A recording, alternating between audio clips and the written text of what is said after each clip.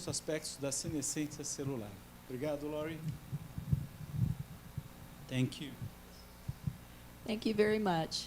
And I apologize that I only know really one word, obrigado. So that's it for me, so only English. So thank you so much for inviting me here to speak. It's really an honor and a pleasure to be here. My first time in São Paulo, so you really have a beautiful university and a beautiful country and a beautiful city. Really very nice, very warm. So I'm going to start out talking about aging. And so in this panel, it lists probably 9 biological hallmarks of aging. Oftentimes you see a panel which even more. I'm going to focus on 3, and that is oxidative stress, mitochondrial dysfunction, and cellular senescence.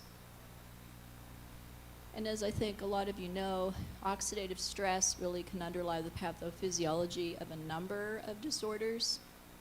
And put very simply, it's really the overproduction of free radicals, reactive oxygen, reactive nitrogen species, which basically overwhelms our body's ability to defend.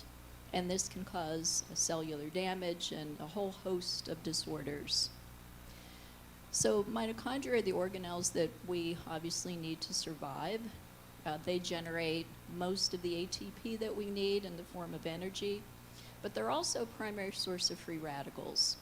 And so chronic exposure of free radicals to mitochondria can irreversibly damage these organelles because they lack the ability to repair. And there's really no evidence on the effectiveness of antioxidants, at least in clinical practice. There are a number of therapeutics that have been tried, but it doesn't really work because most are really non-selective. And we know that oxidative stress can cause inflammation. And so there are free radicals that can be released. It can initiate a number of pro-inflammatory cascades, such as the NLRP3 inflammasome, which in itself is very complex. A lot of cytokines and chemokines and other sorts of nasty substances. So we've been interested in an enzyme called purine nucleoside phosphorylase, or PNPase for short. This enzyme does play a pivotal role in regulating cellular function. The activity of this enzyme, which is found in nearly all cells, really regulates the ability between tissue protective purines. One example is inosine, is shown on the left. There are more. And those that are considered to be damaging. Hypoxanthine is one example. And hypoxanthine is a source of free radicals.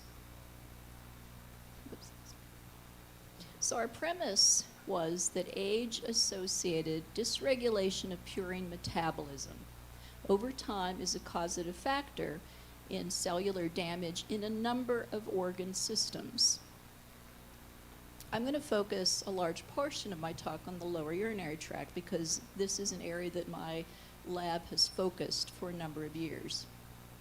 We know that these products can damage the bladder by urinary ROS production. So this basically bathes these urothelial cells, but hypoxanthine can also be taken up into the urothelium and across the cell wall because these cells have nucleoside transporters. And we also know that with age, the expression and the activity of these transporters are increased. So this increases the cellular damage that one can see. So to test this, we took healthy young animals. We treated them in their drinking water orally with hypoxanthine in levels that we've seen that mimic hypoxanthine in elderly urology patients with all sorts of symptoms. And to our surprise, just in a few short weeks, as you see on the left, this increases biomarkers for apoptosis and cell death.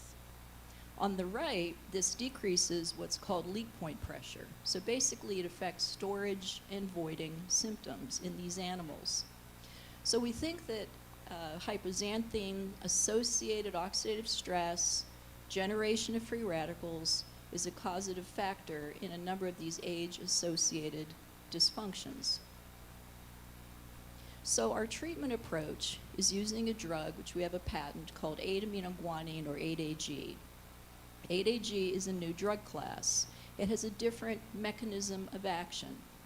It modulates the enzyme PNPA so it restores this imbalance which occurs in aging and in a number of other pathologies. It reverses these hallmarks of aging that we're looking at. It corrects the underlying pathology, and it even restores cells to their normal, healthy function. So I'll talk about some of these biologic hallmarks of aging, which we think are targeted by 8-AG. The first one is oxidative stress, or ROS. So in our animal model, we're using Fisher 344 rats. These are supplied to us by the National Institute of Aging, and they're very old. They're near the end of their lifespan. They're about 25 to 30 months. What we find is that aging increases these urodamaging products, increases hypoxanthine relative to young animals, and again, hypoxanthine generates ROS, thereby generating tissue damage. So aging rats definitely have a dysfunctional purine metabolism. Again, we're focused here on the bladder, but this occurs in other cells as well. Low levels of protective purines such as inosine and guanosine, high levels of those that are damaging. But if we treat these aged rats, again, near the end of their lifespan, only for about 3 to 4 weeks, orally in their drinking water, where we actually maintain the dosage, just for about 3 to 4 weeks, it completely reverses all of these abnormalities back to a young state. Mitochondrial dysfunction. We know that aging impairs a process called autophagy. Autophagy is present in all cells. It's really the recycling of damaged structures, organelles, including mitochondria. So the cell tries to repair them, and if they can't, they basically try to get rid of them.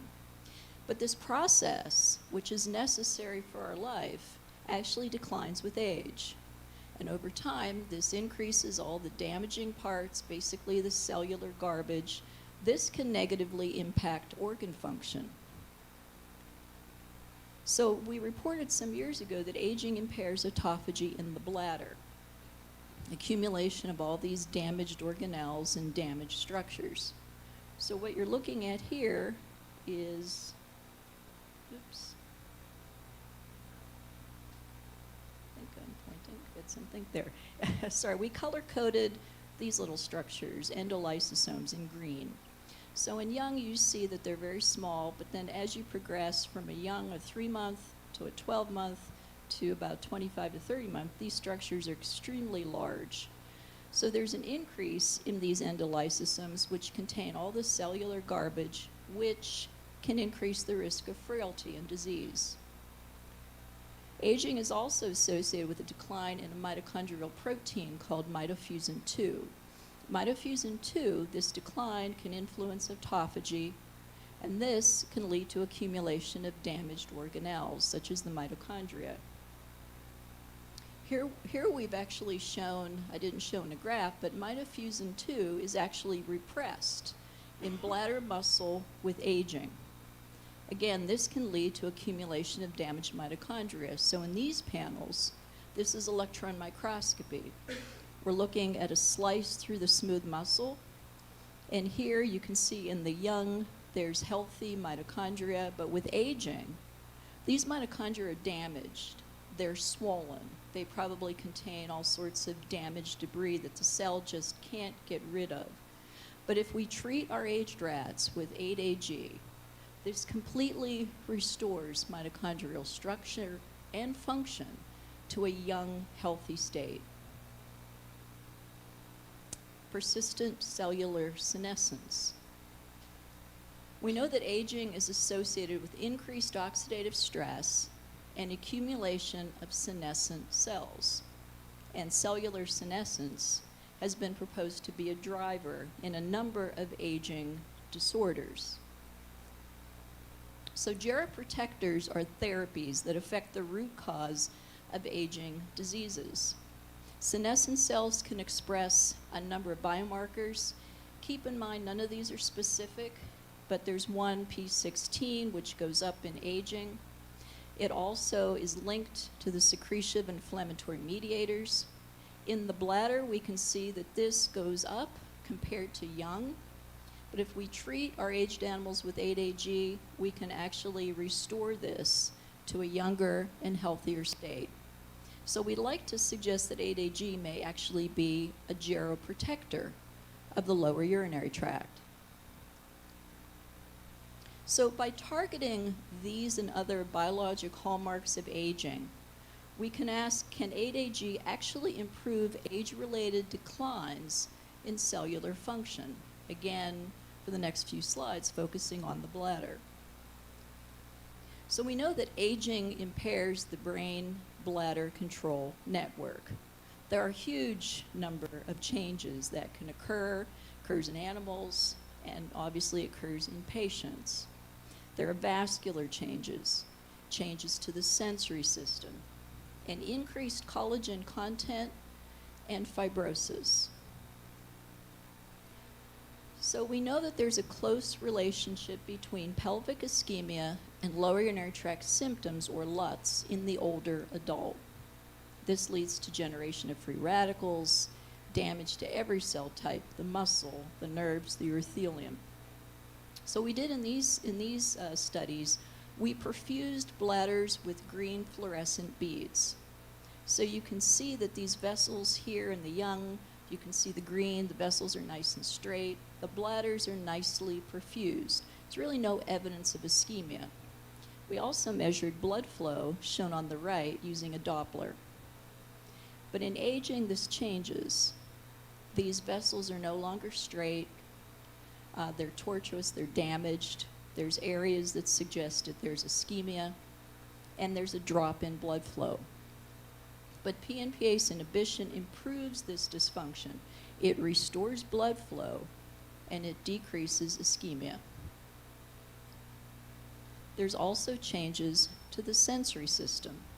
We know in peripheral nerves and in the bladder, these fine afferent fibers, they can be absent or damaged. There's a dying back from the epithelial layer, as you see in these panels, and that leads to a number of symptoms.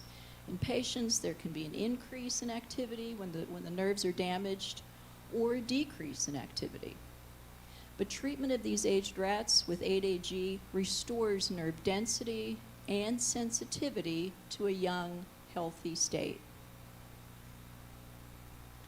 And then as a side, inosine, which is the protective purine, can stimulate genes involved in axonal growth. Inosine is known to induce nerve fibers to grow. It switches on a whole family of genes, and it's associated with axonal growth. In our aging bladders, we see inosine levels drop. But again, 8-AG restores these levels to a healthy state. So we think this may be a key factor in restoring nerve density and sensitivity, and could be so also in patients. Now, the bladder is made up of a huge number of layers. And along with the muscle, there's a complex network of the extracellular matrix, collagen, elastin, other fibers, which basically form the load-bearing structural components of the bladder wall. So normally collagen fibers are very elastic, and they need to be. So following recruitment, under stretch, they now become load-bearing and they straighten. And so what you're looking at here, this is multiphoton microscopy. I don't know if you can see this very well, but the red with the wavelength is actually collagen fibers. So in a normal state, these fibers are very elastic, and as you stretch the tissue, as you stretch the bladder, these fibers straighten and they become load-bearing, and that's typical.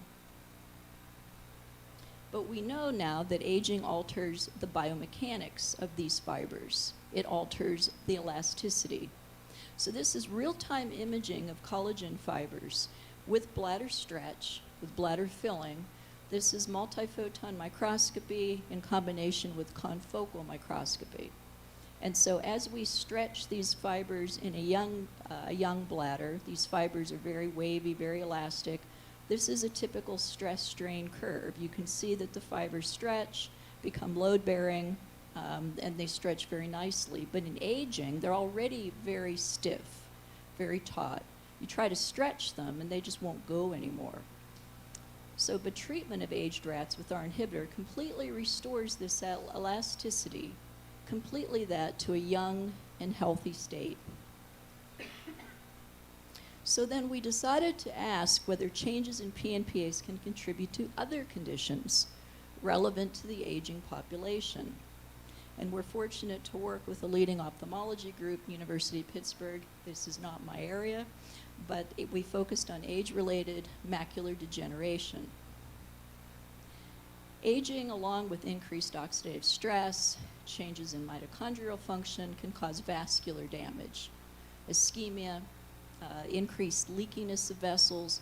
If this isn't corrected, that you can lose your central vision, and this is irreversible.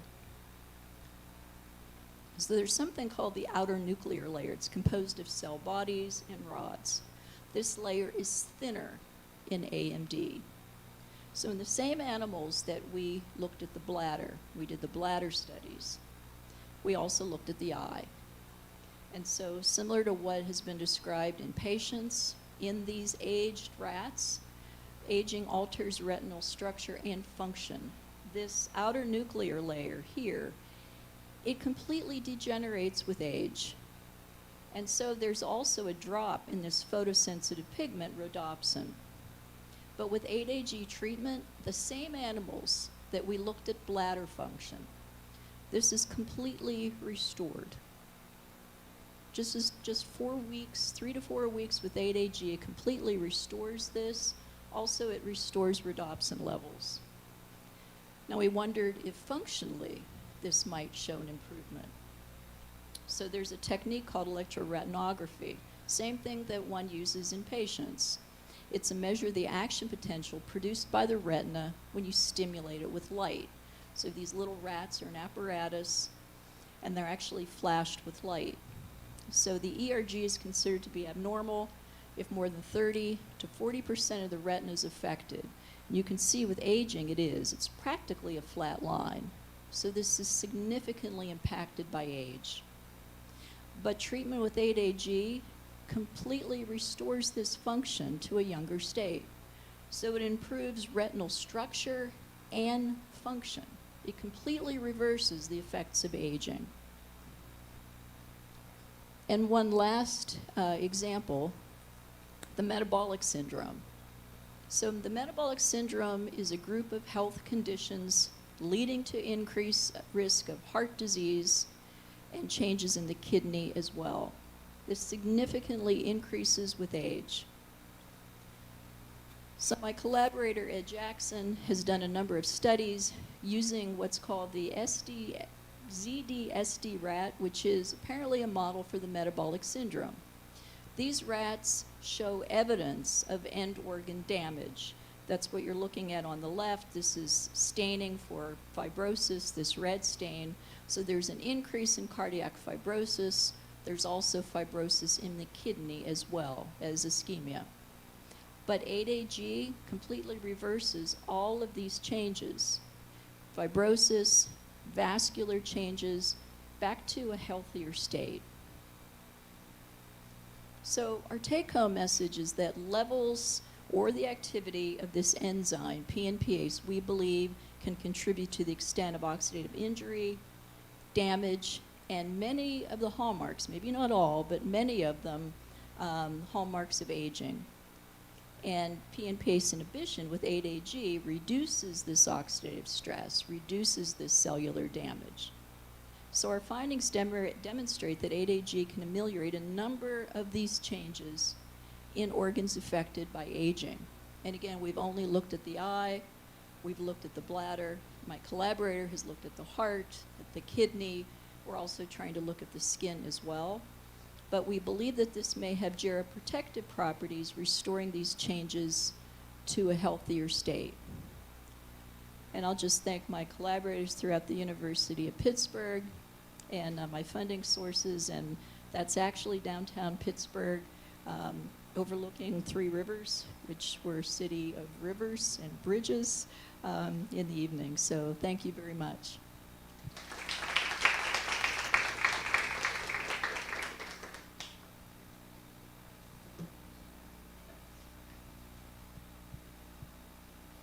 Thank you very much, Lori. Do we have any questions from the audience? Paulo? Hi, thank you very much for your presentation. I would like to know about side effects of the 8-AG. As I realize, it's just it works as an inhibitor of the hypoxanthine production. Is that right? It's a moderate inhibitor of the enzyme, so Yeah. it basically normalizes, and at least so far, we don't see any side effects. We've done some small safety studies, and so far, we believe it's safe, but obviously, we have to do large animals and things like that to really kind of prove that. And the systems studied so far are the retina and the lower urinary tract. Well, my collaborator, he's probably got about 16 patents focused on the heart, so the cardiovascular system. It reduces the incidence of stroke in an animal model for stroke. It has beneficial effects on the kidney and in models of diabetes. I've focused on the bladder and the pelvic floor. We're also looking at peripheral neuropathy induced by either injury or chemotherapy, and then with my collaborators in ophthalmology, the eye. So that's probably about the extent that we can manage right now, but yeah. And do you think that as every single person is aging, there will be an indication for every human being on taking this drug in the future? That's a good point. I have no idea. Probably doubtful, but we were initially surprised. So when my collaborator first asked me if if 8-AG might have effects on the bladder and aging, I said let's try it. And ever since then, everything that we've looked at has been beneficial. So I don't know, but we hope. Okay, thank you very much. In the same line of this question. Yep. Thank you very much for the talk. How many days do you treat the animals? So we've done models of peripheral neuropathy, chemotherapy. Those models we just treat for a few weeks. We have a model for hemorrhagic cystitis just for a few weeks. Aging, we could probably end up treating less, but we started with 3 to 4 weeks because we thought, well, these animals, they're really at a state where we didn't expect anything to change. So we actually treated them a little longer. And it's kind of interesting because these animals that we get from the NIA, they have a big aging colony. Sometimes by the time these animals reach close to 30 months, they just fall over. I mean, they die very quickly. With 8-AG treatment, they look a lot healthier. How old are the animals? Between 25 and 30 months. So they're pretty much the end of their lifespan. And are these changes reversible when you stop the drug? We haven't done that yet. That's would be a next phase if we get tons of money to try. Thank you so much. Thank you. So, Lori, you mentioned fibrosis and collagen deposition. So you also looked at reversibility of collagen deposition? Yes. Yeah, and what have you found in the bladder? So those images that I showed were only in the bladder. And so they start out by being very stiff, the fibers. And there's kind of 2 groups of fibers, one group near the urothelium and one group near the muscle. Different kind of subtypes. But both of those fibers actually regain their elasticity. So the fibrosis, or at least the stiffness of these fibers, can be reversed. And can you mention what your colleagues looking at the kidney function have shown in terms of kidney diseases as well, kidney senescence? I don't remember everything they've done, but certainly fibrosis and some senescent cells. Same thing in the bladder. That seems to be restored to a younger state. Okay. And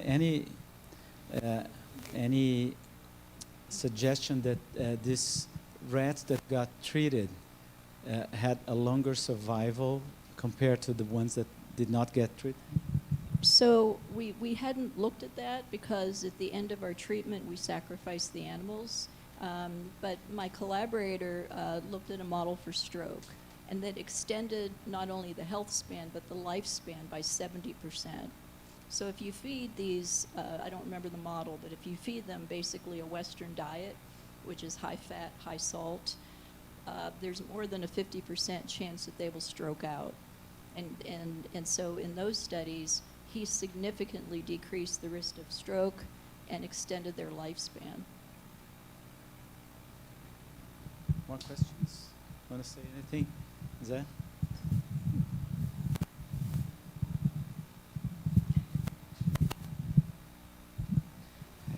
Would you recommend any health habits or supplements that would work like this drug? No. No? Perhaps you might be familiar with the work of David Sinclair in Boston. There's any way that the supplements he recommends in his book, Lifespan, I believe is the name of the book. I read it in Portuguese, Tempo de Vida.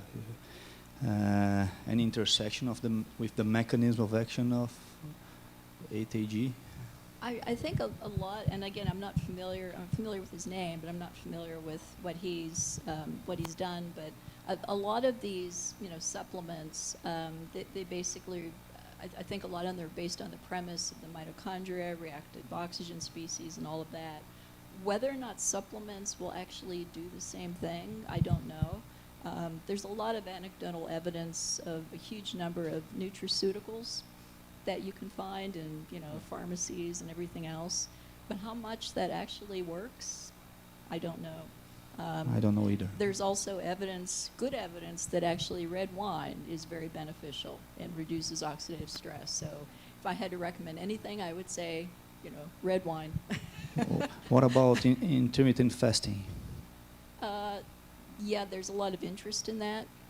The NIH has been interested in that. There's a number of groups that are looking at, geroscience and senescence. They believe in that, rapamycin and other treatments. How much that is actually beneficial, it depends on who you read. Okay. Thank you very much. Appreciate it.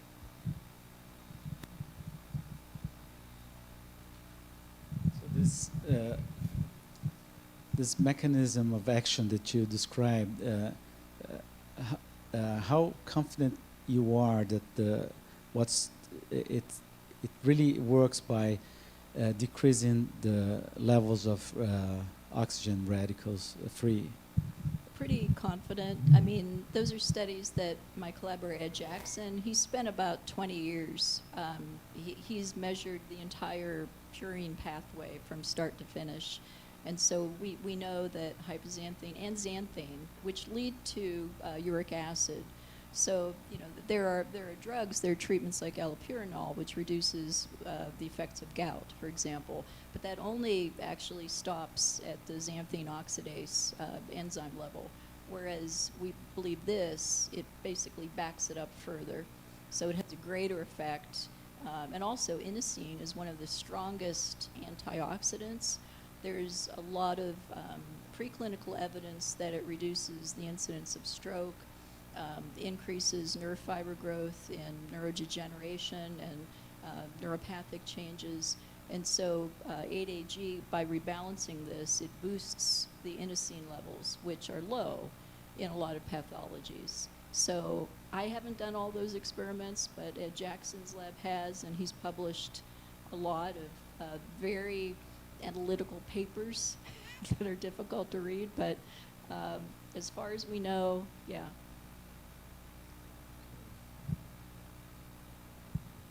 More questions?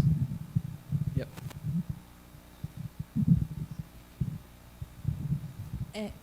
So this drug, this substance, would be used to treat a consequence or to prevent an event? So that's actually a good point. I don't know about aging, because I don't think you can start treating somebody at age 30 and you can't prevent aging, so maybe a consequence. But for things like chemotherapy-induced neuropathy, we have, again, preclinical evidence in animals which don't always translate to the clinic, but we can prevent, for example, paclitaxel or cyclophosphamide-induced neuropathies. But we can also treat. So we can start 8-AG after the paclitaxel has actually done its damaging effects, and we still get benefits. So I think it depends on, and I don't, proclaim to understand any of the underlying mechanism, but I think it depends on where you are kind of in that pathway.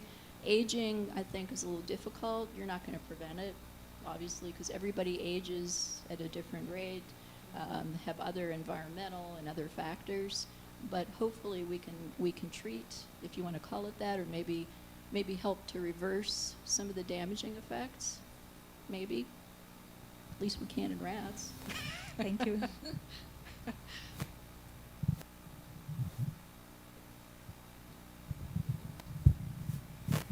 Okay, I think we're done. Thanks for your talk. What will be the next step of your research? When will you study in humans or other mammals this 8-AG? So that's actually a good question. There's something in academia research you're probably familiar with. It's called the Valley of Death. That's exactly what it's called. So you can start with preclinical. You can have a patent. You can do tons of efficacy studies in animals. But to actually get it to the clinic, you have to show in large animals, safety studies. We were actually in some discussions with a pharma company years ago, and they were interested, but they said, come back to us when you de-risk everything, which would have cost us $5 million. And of course, we don't have $5 million in grant or investors or anything like that. So we have to apply for, government grants or maybe angel investors. And that's what takes a very long time just to leap over. So until then, we'll show benefits in, little fuzzy animals, but maybe someday, yeah. Okay, thank you very much, Lori.